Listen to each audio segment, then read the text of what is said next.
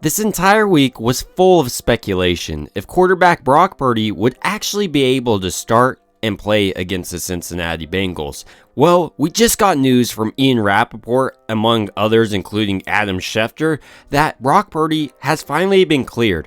He went through the total 5 stages of the NFL's concussion protocol.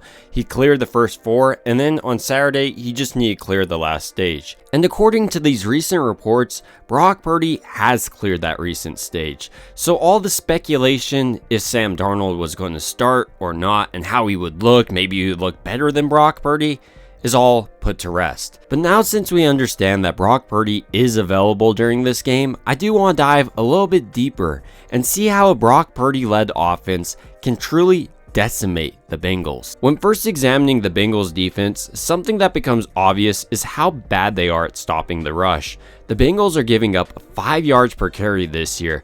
That's good for 3rd worst in the NFL. They're actually tied for 3rd with the Giants. And then the Bills and Broncos are the only teams that give up more yards per carry, 5.1 and 5.5 respectively. So even though we started this video talking about Brock Purdy and how important it was that he was cleared, one of the most important things for the San Francisco's offense has to be the production of Christian McCaffrey and, well, all the backs. So in this game would be a perfect opportunity for Christian McCaffrey to get back on track, but also I'd like to see a little bit more of Jordan Mason.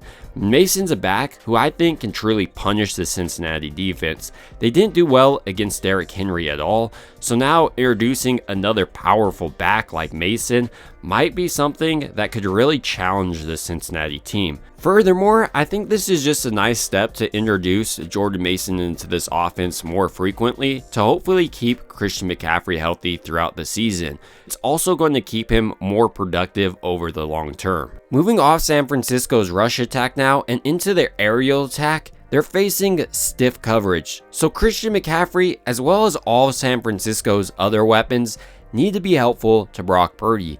The Bengals are actually coming in number 6 across the entire NFL in pass yards allowed. But Cincinnati is a team who's not just strong at stopping the yards in there, but they're also turning it over.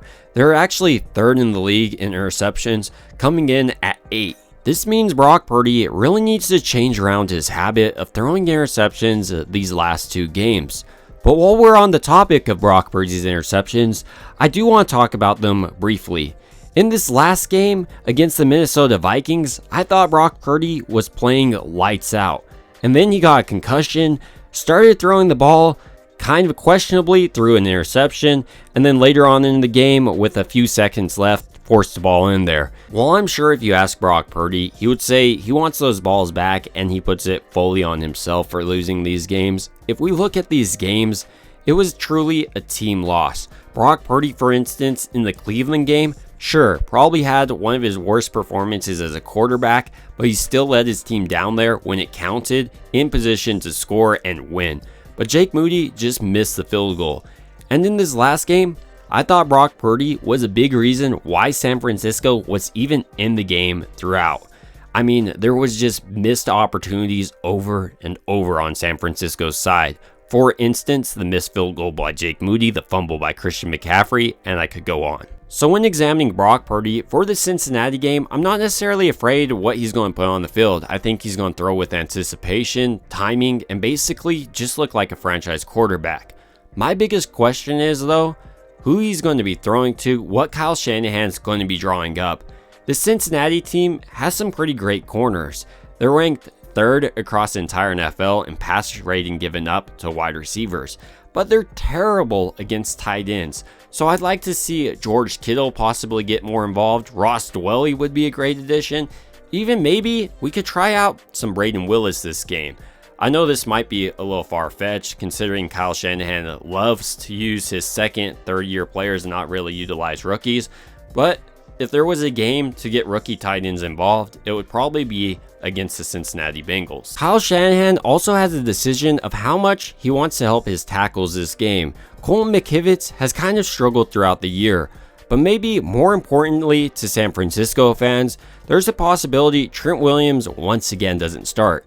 And while Jalen Moore had an effective game against the Minnesota Vikings, there's a question. Will Trey Hendrickson have his way with him? He has 7 sacks on the year, and it looks absolutely deadly. By keeping a tight end to Chip Hendrickson before going out on a route, that is a possibility to help slow him down. Ultimately, regardless of how San Francisco decides to attack the Cincinnati team on the defense or offensive side of the ball, something that becomes obvious is they need to win this game. They're coming off 2 brutal losses, and while they could be 7-0, right now, people are even questioning if they're going to be a playoff or Super Bowl team. And in this game, I think San Francisco will prove once again they are the team we saw earlier this year. And my final score prediction is 28-21 with San Francisco on top. I'd like to hear your score prediction down below. It would also mean a ton to me if you liked and subscribed. And as always, I hope you guys have a good rest of your day.